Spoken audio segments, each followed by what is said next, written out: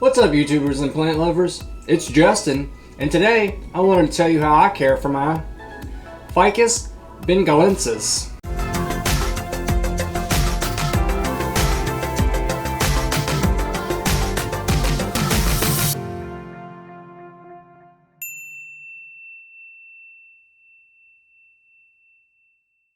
Now, some of the common names that this tree goes by is the Ficus Audrey, the Bengal tree, the Banyan tree, the peepaw, the Banyan fig, or the Indian banyan. So this tree does have a lot of common names. Alas, though, it is the Ficus benghalensis. Now, there is a little bit of confusion out there with this tree, and I think that's because there was so many different Buddhas.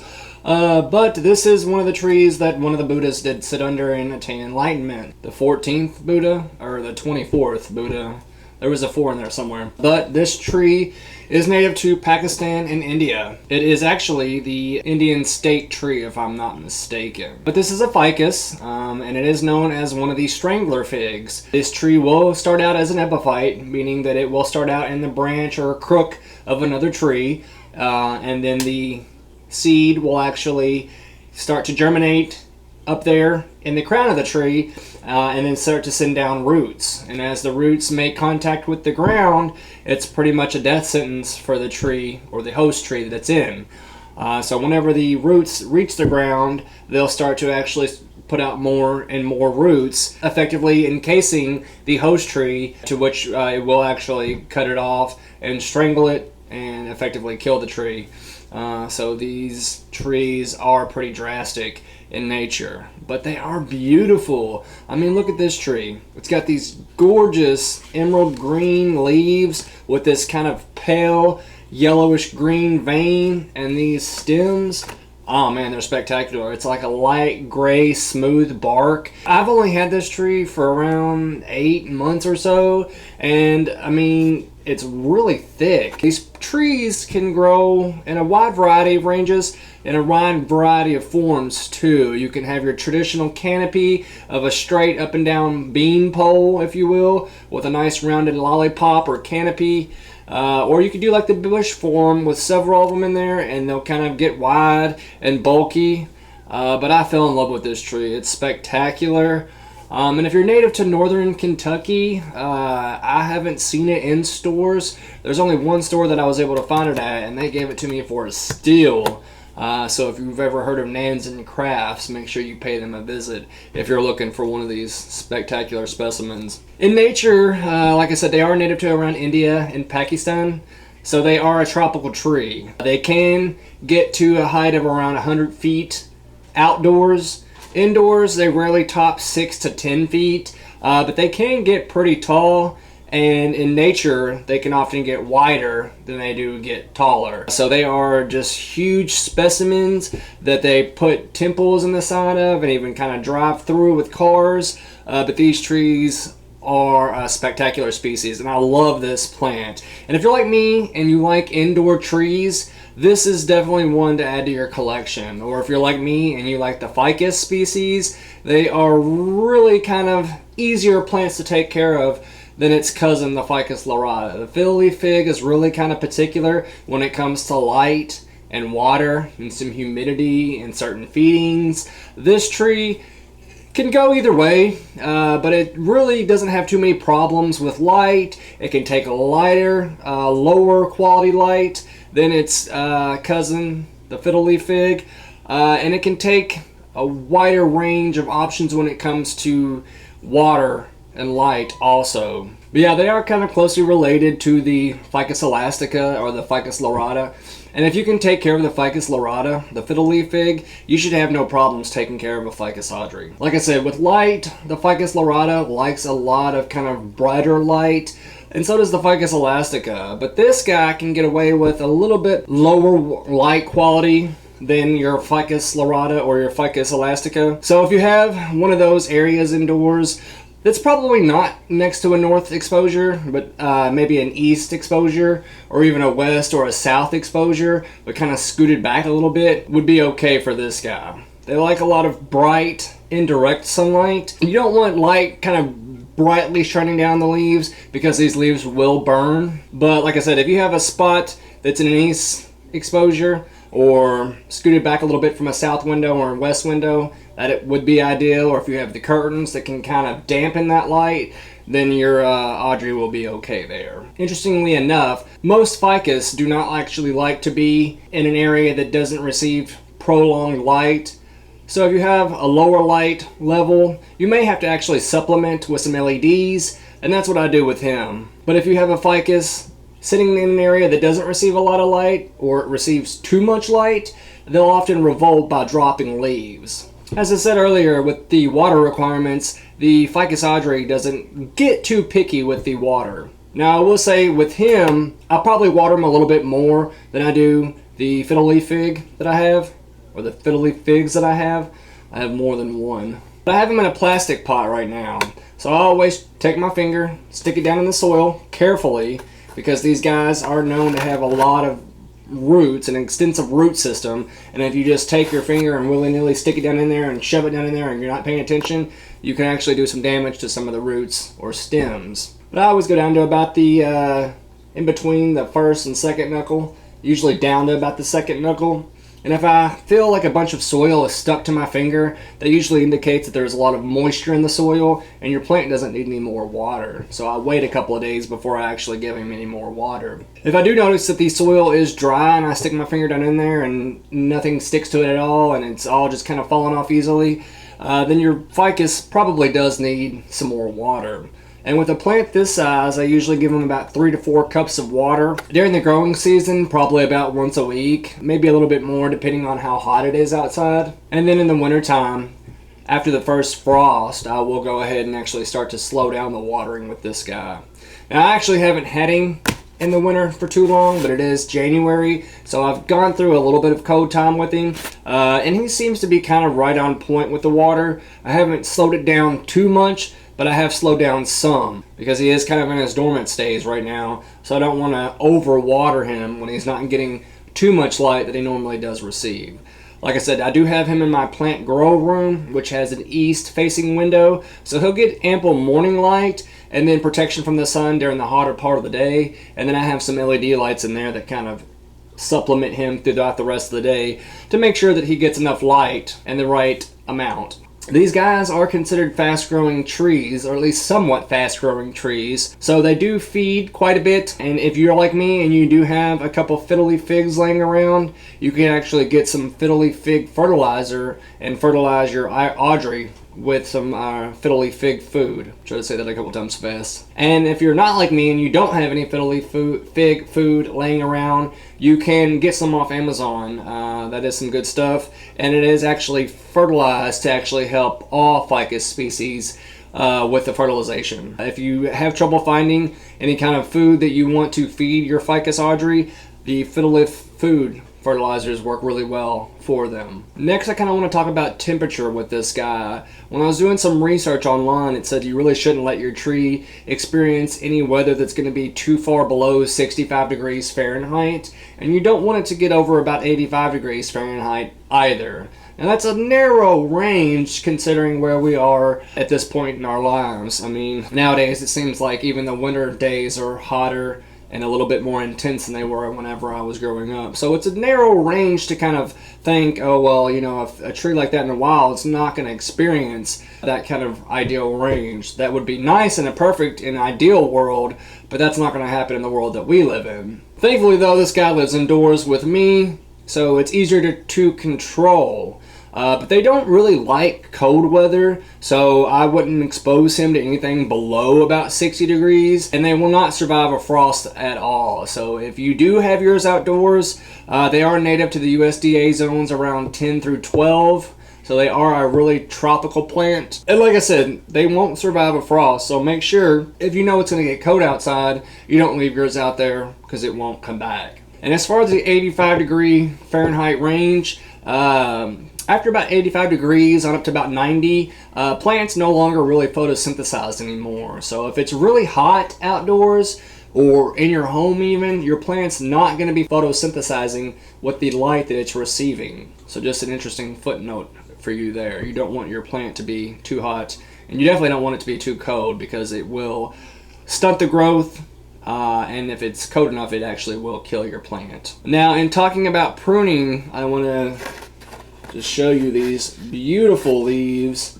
and these beautiful branches. And I never actually noticed this until I bought the plant, but the plant's leaves are covered in a fine kind of microscopic little hairs that actually help it out. But it's really fun to actually rub on these leaves. Now, these hairs do attract quite a bit of dirt. So you may have to come in with either a paintbrush or a microfiber cloth and some water and lemon juice and kind of clean these leaves off, because they will attract a lot of dirt and therefore won't be able to photosynthesize as best as they normally would if they were clean. Now you can tell that the younger wood on these trees starts out green, and they seem a little bit kind of furry too.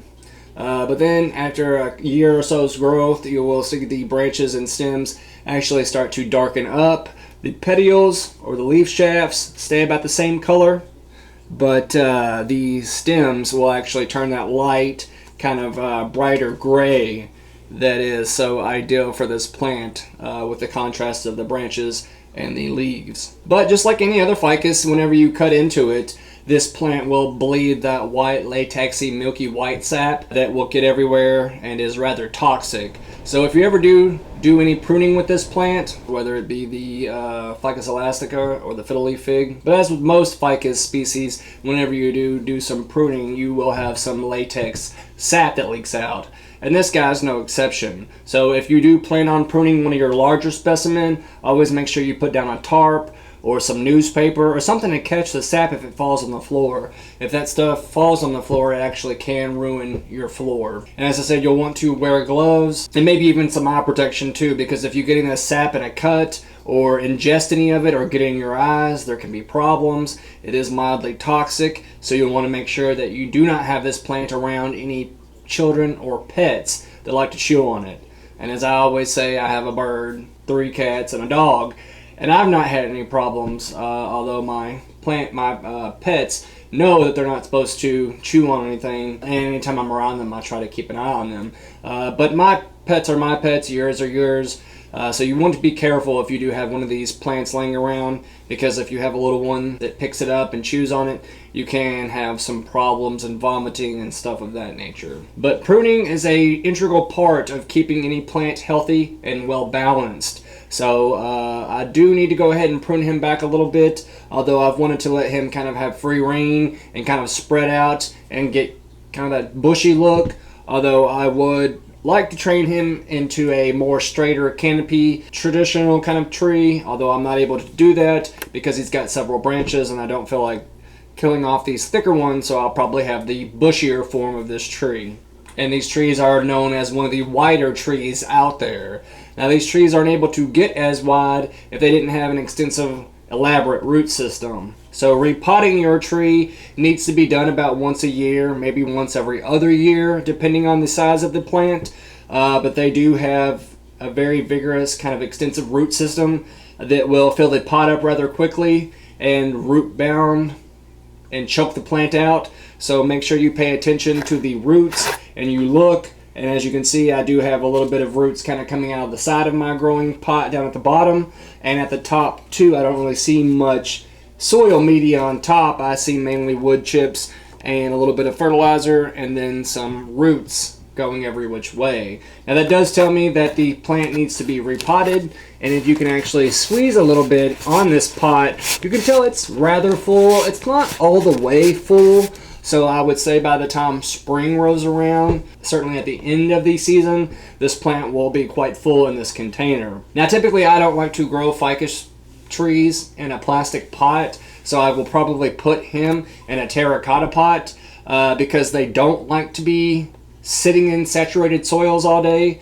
So terracotta actually helps wick the water away out of the root ball to actually help them from succumbing to root rot, though it's not as sensitive to root rot as its cousin, the fiddle leaf fig. But I do notice that if I water my fiddle leaf figs inconsistently and give them a little bit too much water, they'll respond by dropping leaves, and I have had one that did die to root rot. So I typically don't like to put a ficus in a plastic pot I typically like to have them in the terracotta pots, and I found that does help tremendously. This guy, however, like I said, I don't want to keep them in the plastic pots, so I will put him probably in a terracotta one once the time it comes. But you also want to make sure that your pot has plenty of drainage holes in the bottom as well. Terracotta will only go so far as to help wicking some of the water away, but there needs to be a drainage hole in the bottom too, so this doesn't have a problem with root rot. And as always, I always like to say that you need to water your plant until a little bit of water starts coming out the bottom of the drainage holes and hopefully into a saucer. Now, if you've filled up the entire saucer that the pot is in, then you probably need to go ahead and drain that saucer after about 10 or 15 minutes. After about that point, the roots that have had time to absorb the water will go ahead and absorb as much as they can hold, and after about 15 or 20 minutes or so, the plant won't be able to hold any more water. Anything that's left in there, you can just dump out, or it will cause the plant to have a problem with root rot. And as I said earlier, I wanted to talk a little bit about pruning.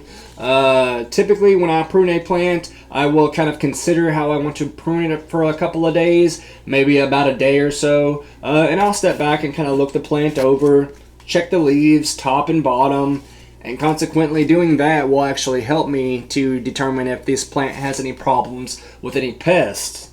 Now, as we know, a majority of pests like to hide underneath leaves, and they don't really kind of sit out in front of you out on top or out on the branches. They kind of actually like to hide, and the best place to do that would be under the leaves. So while you're deciding on how you want to prune your plant, you can kind of look your plant over too. Now, ideally, you want to look for branches that will cross, or branches that maybe point straight down or don't look as natural, or branches that are closer to the bottom, or little suckers that are coming out, and you'll want to go ahead and cut those branches out first. And then after that, you'll kind of want to step back again and look at the plant, and then keep a general idea of how you want your plant to look once it's done being pruned. One way that I find that actually helps me, particularly with larger trees, is to use different color ropes or threads actually, and kind of tie them around branches that I'm thinking about cutting off to actually help me visualize what it would look like if one of these branches was gone. It helped me get a better picture of how I want the tree to progress in the future. But like I said, these guys will bleed, so make sure that you don't have little ones around, and you're being very careful whenever you prune your tree. And if you do cut more than 10% of your tree's leaves or stems off, you run the risk of sending your tree into shock. So if you do feel like you have a lot that you want to prune, you may want to do that in stages too. One of the last things I wanted to talk about with this tree is propagating. Ficus Audrey is very easy to propagate by cuttings. So typically you'll want to find a healthy branch that's got several leaves on it, and you'll want to cut down about an inch or so below the last leaf, and leave about an inch or so of stem at the base of the bottom of the leaves. And after you do that, you can apply some rooting hormone into a cup of water, a glass of water, or a vase, and then stick the plant's stem into the vase and leave it in the water for a month or so. Ideally, you want to change the water out at least once a week because it will start to get stagnant and nasty and smelly. So you want to change it about every 3 to 5 days, if not at least once a week. Dump that out and kind of maybe even get a new glass. Rinse off the stem under some water, and then place it back down in there and give it just a little bit more rooting hormone. And then after about a month or so, you'll start to see little white spots on the plant that actually are little aerial spots that roots will be coming out of. And then once you see the roots get to about 2 or 3 inches, you can actually go ahead and transplant your Ficus Audrey into the new soil. Now, I'm not sure I said this earlier, but the soil for your Ficus Audrey needs to be somewhat nutrient compacted. I like to add some compost in with him, although I added some in this summertime, and it looks like he's already gone through all that. I'm really amazed at how much is left through there. But typically, the grower that I got this from said that they like to add some cactus soil with some added perlite in there for this soil for this guy. They do get a lot of water in nature, so that you want any water that it has to be able to drain freely. You don't want it sitting in the pot for too long and choking the roots out. Alright, and as always, the last thing I wanted to talk about with this guy is Pest. Now these guys do have quite a bit of a problem with pests. Some of the problem areas with pests are nematodes, thrips, scale, mealybugs, and spider mites, particularly in the wintertime. Now as we know, spider mites really do like a dry environment. And if you have them indoors, if you have these plants indoors in the wintertime, we often keep our homes bone dry. So that's why I always say humidity with these guys are really important, because they can have a problem with spider mites, especially during the wintertime when we keep our homes so hot and dry. It is important to keep a humidifier fairly close by. And when picking an ideal spot for your Ficus Audrey, you don't want it in an area that receives a lot of traffic, because these leaves are easy to kind of snap off.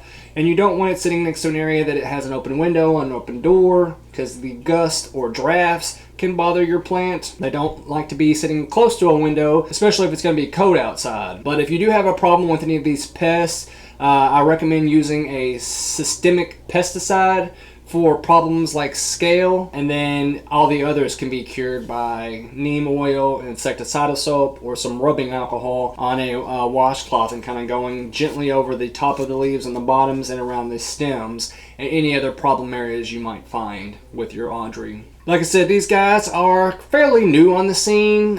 Some growers think that they might actually replace the Ficus elastica or the Ficus lyrata, and everyone knows that around 2014 these Ficus lyratas got really in demand there. But these guys are kind of giving the fiddly figs a little bit of a run for the money, and for good reason. They really are spectacular trees, and if you want a tree that's actually going to look like a tree, this guy is a really pretty fast grower, and it's really easy to take care of. And they really do add an ease of elegance or sophistication any kind of area indoors or in your bedroom or living room. And as always, I want to give a special shout out to my top tier tree patrons like Thuyen. Thank you. And thank you to my other patrons like David as well. If you would like to support me or my channel, or you have any general plant questions or problems, one of the best ways to do that is on Patreon. I'm often bogged down by messages and emails and comments, and as always, donating on Patreon helps to keep the lights on and the videos coming, and help me take better care of my plants and make better videos and update videos as well. Well guys, this has been Justin reminding you that if you can, go out and plant a tree. Let's reforest the world. And while you're at it, don't forget to leave me a comment and let me know what your favorite ficus species is. I love the fiddly fig, and I like the Ficus Audrey a lot too. And don't forget, while you're at it, hit the subscribe button or the bell next to it. That way you'll know anytime that I've uploaded a new video. You guys take it easy, have a good one, and don't forget, always plant prudently. Thank you, YouTube.